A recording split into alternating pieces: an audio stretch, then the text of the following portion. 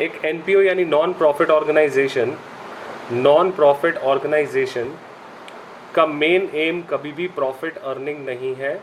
उनका main M हमेशा service render करना होता है। They don't work for profit, वो सिर्फ सर्विस प्रोवाइड करने के लिए ही काम करते हैं। तो इसलिए वो अपने प्रॉफिट को प्रॉफिट नहीं बोलते, वो अपने प्रॉफिट को सरप्लस बोलते हैं। ये हम सबको पता है कि एक नॉन प्रॉफिट ऑर्गेनाइजेशन अपने प्रॉफिट को सरप्लस बोलता है, एंड अगर उनको लॉस होता है तो उसे वो डेफिसिट बोलते हैं, सो एक नॉन प्रॉफिट ऑर्गेनाइजेशन का मेन मोटिव कभी भी प्रॉफिट करना नहीं है, प्रॉफिट लेना नहीं है, राइट। तो एक एनपीओ कौन कौन से बुक्स ऑफ अकाउंट्स प्रिपेयर करता है? एक एनपीओ बनाता है रिसिप्ट एंड पेमेंट अकाउंट, एक एनपीओ बनाता है रिसिप्ट एंड पेमेंट अकाउंट। एक एनपीओ बनाता है income and expenditure account, income and expenditure account. And एक एनपीओ प्रिपेयर करता है बैलेंस शीट। ये तीन चीज़ें एक एनपीओ प्रिपेयर करता है। कौन कौन सी तीन चीज़ें? Receipt and payment account, income and expenditure account and balance sheet.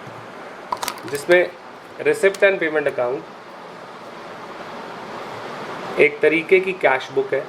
जैसे एक बिजनेस ऑर्गेनाइजेशन अपने लिए कैश बुक बनाती थी, ऐसे ही रिसिप्ट एंड पेमेंट अकाउंट बनाया जाता है, एनपीओ बनाता है, बट ये क्रोनोलॉजिकल ऑर्डर में नहीं होता। इनकम एंड एक्सपेंडिचर अकाउंट एक तरीके का प्रॉफिट एंड लॉस अकाउंट है, तो प्रॉफिट एंड लॉस अकाउंट के तरीके से ही बनता है। सो कैश बुक का नेचर है रियल अकाउंट का। रियल अकाउंट कौन सी चीज़ें होती हैं जिनको आप देख सकते हो, छू सकते हो, टैंजिबल इन नेचर। कैश एक रियल अकाउंट है, एसेट है आपका। All assets are basically real. And income and expenditure में प्रॉफिट एंड लॉस का नेचर है, तो प्रॉफिट एंड लॉस का नेचर इज ऑलवेज नॉमिनल। जिस भी अकाउंट की बैलेंसिंग फिगर लॉस या प्रॉफिट में रिजल्ट करती है वो नॉमिनल इन नेचर होता है। तो नॉमिनल इन नेचर मतलब debit side is losses and expenses and credit side is income and gains, ठीक है। एंड बैलेंस शीट हम सबको पता है कि balance sheet is a statement. Balance sheet एक स्टेटमेंट है जो कि एसेट्स एंड लाइबिलिटीज को शो करती है, तो वो तो एज इट इज नहीं, डेट नहीं होती ना इनमें। जिनमें डेट होती है वो क्रोनोलॉजिकल होता है। सो हमारे पास रिसिप्ट एंड पेमेंट, कौन कौन से अकाउंट हमने क्रिएट करने हैं इसमें? Receipt and payment, income and expenditure and balance sheet. अब अगर आप अपने रिसिप्ट एंड पेमेंट अकाउंट का आपने कभी फॉर्मेट देखा है तो रिसिप्ट एंड पेमेंट अकाउंट में जो डेबिट साइड है दैट इज रिसिप्ट साइड, जैसे कि कैश बुक में होती थी, and credit side is payment side.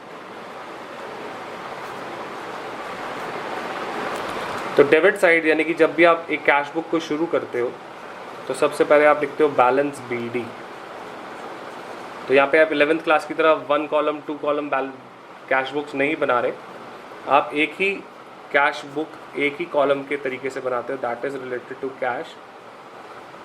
तो इसलिए कैश एंड बैंक दोनों के बैलेंसेस आप बैलेंस बीडी के अंडर ही लिखोगे, उसके लिए सेपरेट कॉलम्स नहीं क्रिएट करते। ऐसे ही जो बैलेंस सीडी होगा that will be closing balance of cash and bank और अदर लिक्विड एसेट जो भी होंगे। आप कोई बात नहीं, अब यहीं से कंटिन्यू कर शुभम जितना भी है, ठीक है, ओके। सो कैश बुक में receipt side and payment side. Receipt side पे स्टार्ट किससे करते हो आप? बैलेंस बीडी से।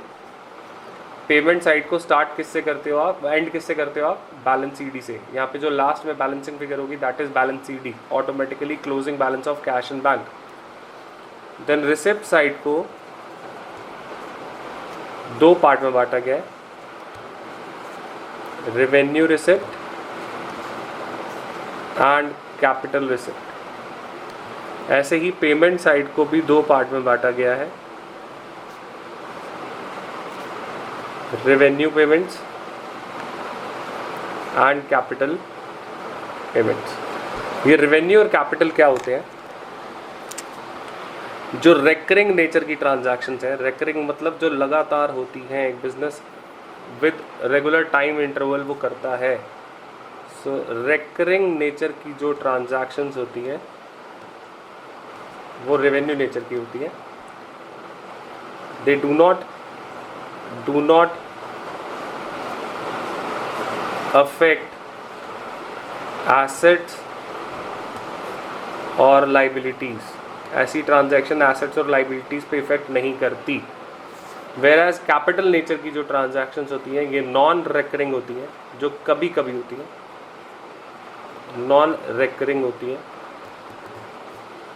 एंड दे अफेक्ट एसेट्स और लाइबिलिटीज़। ये एसेट्स और लाइबिलिटीज़ को इफेक्ट करती हैं। सो रेवेन्यू नेचर की ट्रांजैक्शंस एंड कैपिटल नेचर की ट्रांजैक्शंस, राइट। तो रेवेन्यू नेचर की ट्रांजैक्शंस जो होती हैं वो रेकरिंग इन नेचर होती हैं, लगातार होने वाली होती हैं, and do not affect assets and liabilities. जैसे कि रेंट रिसीव्ड, इंटरेस्ट रिसीव्ड, तो इसमें एसेट और लाइबिलिटी कोई इफेक्ट नहीं आता। बट कैपिटल नेचर की चीज़ें क्या होती हैं? जैसे कि आपने फर्नीचर बेच दिया तो आप रोज़ रोज़ तो नहीं बेचोगे, तो it is non recurring in nature and it will affect asset और liability. It will affect asset और लाइबिलिटी। और एसेट और लाइबिलिटी को कैसे अफेक्ट करती है? ये कैपिटल रिसिप्ट एसेट्स को रिड्यूस करती है एंड लाइबिलिटीज़ को इंक्रीज करती है। ये बात याद रखिए। कैपिटल रिसिप्ट्स की जो ट्रांजैक्शंस होती हैं वो किस में रिजल्ट करती हैं? Asset decrease and liability increase. Asset decrease, liability increase. और इससे बिल्कुल रिवर्स पे चलती हैं पेमेंट नेचर की चीज़ें। पेमेंट पे कैसे होगा? पेमेंट पे भी मैं ऐसे ही लिख के दिखा रहा हूँ आप लोगों को। अगेन ये रेकरिंग नेचर है। रेकरिंग का मतलब जो लगातार होंगी। Same, do not affect assets और लाइबिलिटीज। वेरएज कैपिटल नेचर की चीज़ें सेम तरीके से non recurring in nature and it affects assets और लाइबिलिटीज़। ये अफेक्ट करती हैं एसेट्स एंड लाइबिलिटीज़ को। कैसे इफेक्ट करती है? अगर आप पैसा पे करोगे तो पैसा पे करने पे या तो आपके एसेट बढ़ेंगे या फिर लाइबिलिटी डिक्रीज होगी। तो ये था अबाउट कैश बुक, जिसको कि आप इस चैप्टर में क्या बोलते हो? इस कैश बुक को आप इसे कैश बुक नहीं बोलते, आप इसे क्या बोलते हो? Receipt and payment account. Is it clear सबको कि रिसिप्ट एंड पेमेंट अकाउंट क्या है? रिसिप्ट एंड पेमेंट अकाउंट कैसा होता है?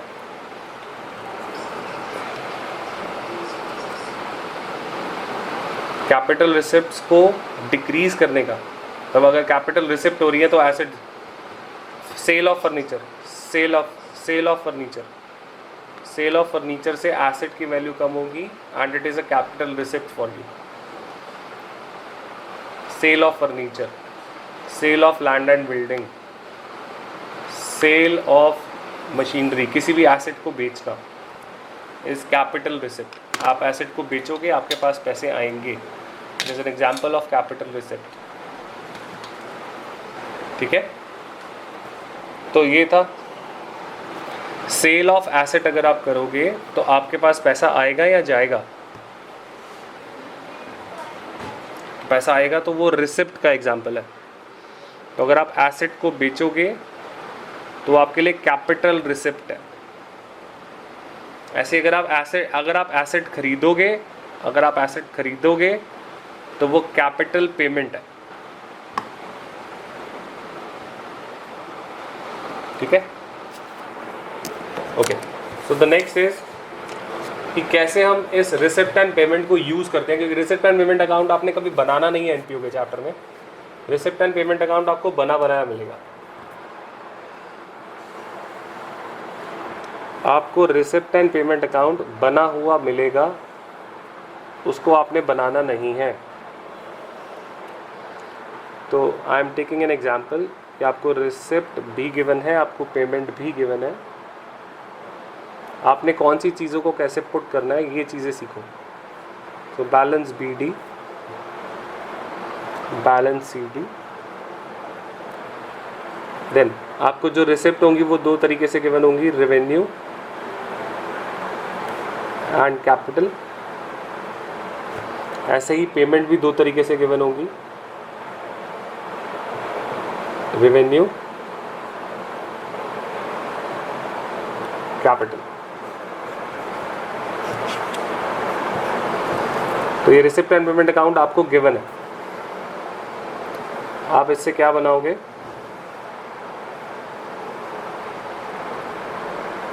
इनकम एंड एक्सपेंडिचर आपको बनाना होगा,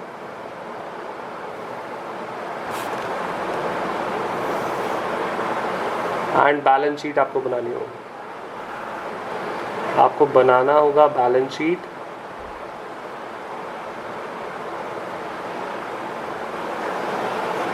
तो बैलेंस शीट में आपके लिए assets, liabilities and income and expenditure में डेबिट साइड पे आपके एक्सपेंडिचर एंड क्रेडिट साइड पे आपकी सारी इनकम। ठीक है, तो अब आप कैसे चीज़ें पोस्ट करोगे, आपको गिवन है रिसिप्ट एंड पेमेंट अकाउंट और आपने उससे बनाना क्या है, आपने उससे बनाना है रिसिप्ट एंड पेमेंट आपको गिवन है, आपने उसे इनकम एंड एक्सपेंडिचर है बैलेंस शीट बनाना है। तो कैसे कैसे चीज़ें आप पोस्ट करोगे, जो रेवेन्यू नेचर की चीज़ें होंगी, ये जितनी भी रेवेन्यू नेचर की चीज़ें होंगी इनको आप ट्रांसफ़र करोगे इनकम में। ऐसे ही पेमेंट साइड पे जो रेवेन्यू नेचर की चीज़ें होंगी इनको आप ट्रांसफ़र करोगे एक्सपेंडिचर में। ठीक है, रेवेन्यू नेचर की चीज़ों को कहाँ ट्रांसफ़र किया आपने, इनकम एंड एक्सपेंडिचर में। और जो कैपिटल नेचर की चीज़ें होंगी, अभी हम लोगों ने पढ़ा कि कैपिटल नेचर की चीज़ें या तो एसेट को डिक्रीज़ कर रही हैं रेवेन्यू रिसिप्ट, वो कैपिटल रिसिप्ट में, या तो एसेट डिक्रीज़ कर रही हैं या फिर लाइबिलिटी इंक्रीज़। तो इनका जो भी रिलेटेड एस्पेक्ट होगा, अगर वो एसेट को डिक्रीज़ करेंगी तो एसेट साइड पे सब्ट्रैक्ट कर दी जाएंगी।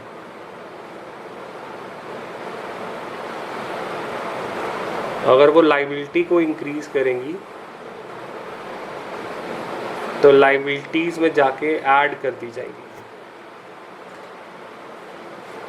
ऐसे ही अगर कैपिटल नेचर की चीज़ होगी तो या तो वो कैपिटल को यानी कि एसेट्स को इंक्रीज कर रही होगी या फिर लाइबिलिटीज़ को डिक्रीज कर रही होगी। तो हम कैसे इफेक्ट शो करेंगे, अगर एसेट इंक्रीज होगा तो यहाँ पे आके एसेट्स में प्लस कर दोगे, अगर लाइबिलिटीज़ डिक्रीज होंगी तो यहाँ पे आके सब्ट्रैक्ट कर दोगे। Is this thing clear?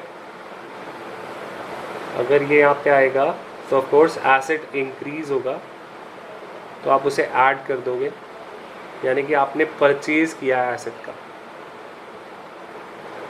Subtract किया था मतलब आपने सेल किया था एसेट का। ऐसे ही अगर लाइबिलिटी डिक्रीज होगी तो इसका मतलब है आप लाइबिलिटीज़ को पे कर रहे हो। आप अगर लाइबिलिटीज़ में सब्ट्रैक्ट कर रहे हो मतलब आपकी लाइबिलिटीज़ पेमेंट हो गई, आपने लाइबिलिटी पे कर दी। और यहाँ पर लाइबिलिटी इंक्रीज हो गई मतलब you have received some amount जिसके लिए आप फ्यूचर में सर्विस प्रोवाइड करोगे, इसलिए वो उसे आपने यहाँ पे ऐड करा। इज दिस थिंग क्लियर कि कौन सी चीज़ कहाँ पे ट्रांसफ़र होती है रिसिप्ट एंड पेमेंट से, कौन सी चीज़ रिसिप्ट एंड पेमेंट से कहाँ ट्रांसफ़र होती है? क्या ये बात सबको क्लियर है? हाँ जी बोलो।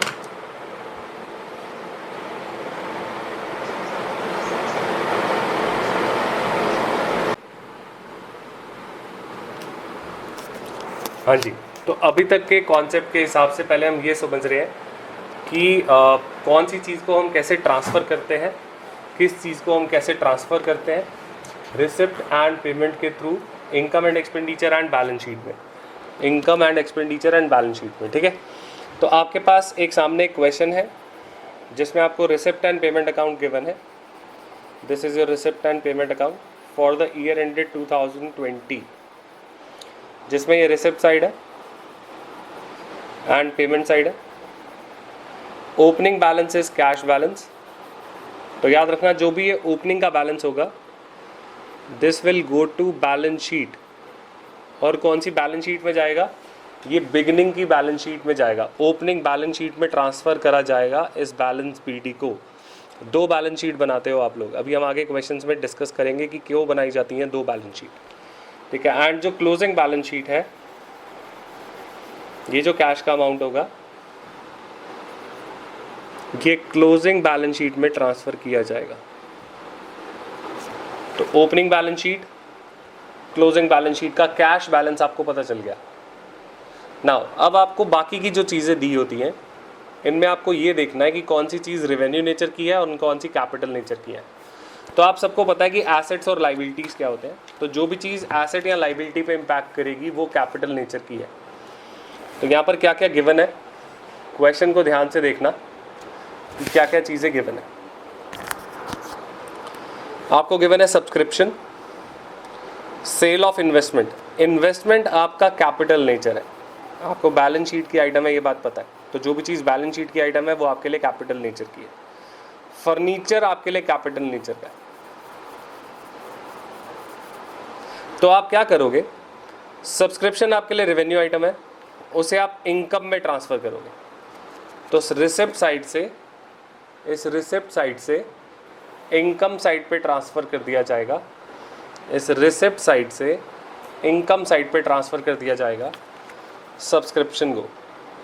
एंड जो इन्वेस्टमेंट एंड फर्नीचर है, क्योंकि इससे एसेट की वैल्यू डिक्रीज होगी, इनको बैलेंस शीट में एसेट में से माइनस करा जाएगा, बैलेंस शीट में एसेट्स में से माइनस करा जाएगा। बात आ गई कि यहाँ पे एक बुक वैल्यू दी है और इसकी एक्चुअल सेल वैल्यू दी है। तो आप जो इनकम एंड एक्सपेंडिचर अकाउंट बनाते हो, ये जो आपका इनकम एंड एक्सपेंडिचर अकाउंट है ये प्रॉफिट एंड लॉस की तरह है। हम लोगों ने पहले भी डिस्कस किया कि ये प्रॉफिट एंड लॉस की तरह है।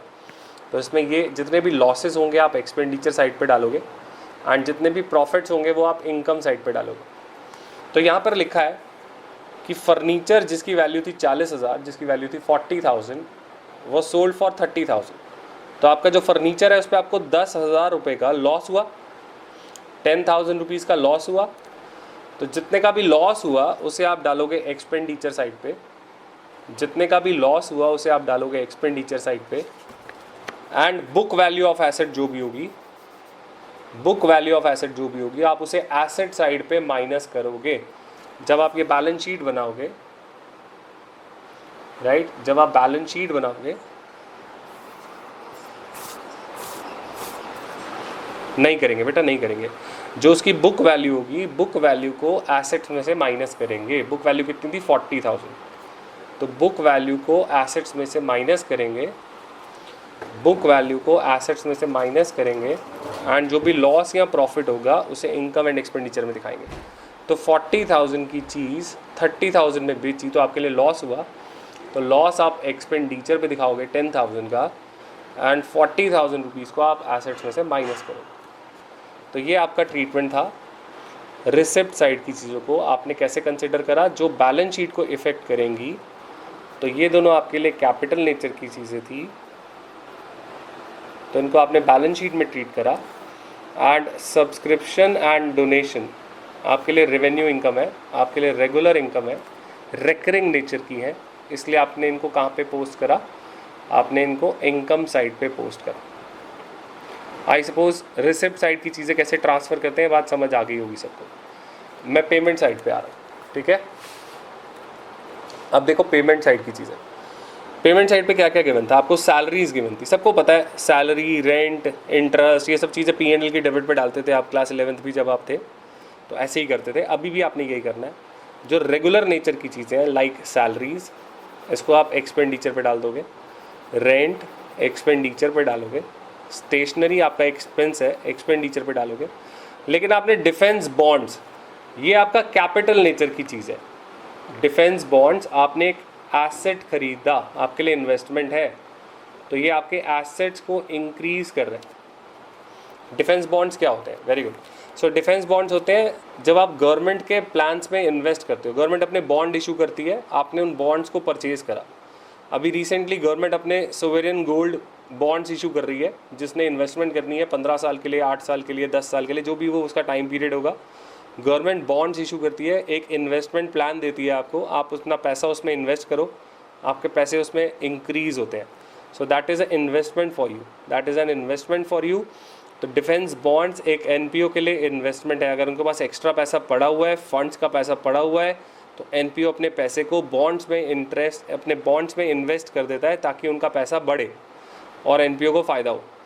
तो एनपीओ ने इन्वेस्टमेंट कर दी, एसेट बढ़ जाएंगे, एसेट बढ़ेंगे तो आप जो भी ये एसेट की वैल्यू है, जितने के भी एसेट परचेज है, देखो एसेट परचेज करेंगे तो क्या होगा, यहाँ पे आके एसेट साइड पे प्लस कर दो, क्योंकि आपने परचेज करे हैं, आपने बॉन्ड्स को परचेज करा है। Is it clear? ऐसे ही फर्नीचर लिखा है, तो फर्नीचर अगर पेमेंट साइड पे लिखा है तो मतलब आपने ड्यूरिंग द ईयर फर्नीचर के लिए पे किया, तो आप फर्नीचर के लिए जब पे करोगे तो फर्नीचर खरीदोगे। तो कोई भी चीज़ खरीदोगे तो उसे कहाँ डालोगे? उसे अगेन आप कहाँ डालोगे? एसेट साइड पे डालोगे। ऐसे ही बाइसिकल लिखा हुआ है, साइकिल भी, अगर जो भी चीज़ आप फ्यूचर में वापस बेच सकते हो वो आपके लिए एसेट होता है, राइट? तो ये तीनों आपके लिए एसेट है। Defence bonds, furniture and bicycle, इन तीनों को आपने किस साइड पे पोस्ट करना है? एसेट साइड पे पोस्ट करना है, क्योंकि तीनों के तीनों परचेज है। पेमेंट साइड पे अगर कोई एसेट दिया है तो बाय डिफॉल्ट वो परचेज ही है आपके लिए। अगर रिसिप्ट साइड पे कोई एसेट होगा तो इसका मतलब आपने बेचा है, क्योंकि जब आप सेल करोगे तो एसेट की वैल्यू डिक्लाइन होती है, एंड जब आप परचेज करोगे तो एसेट की वैल्यू इंक्रीज होती है। इज इट क्लियर कि कौन सी चीज़ कहाँ पे ट्रांसफ़र की गई और कैसे की गई?